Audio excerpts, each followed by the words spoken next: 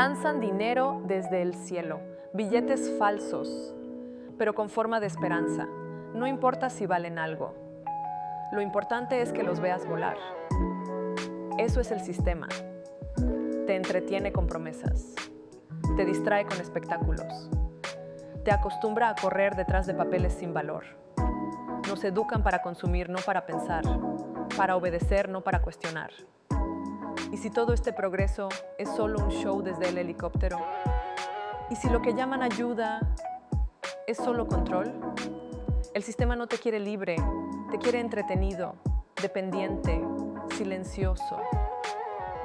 Pero hoy, no todos estamos mirando al cielo.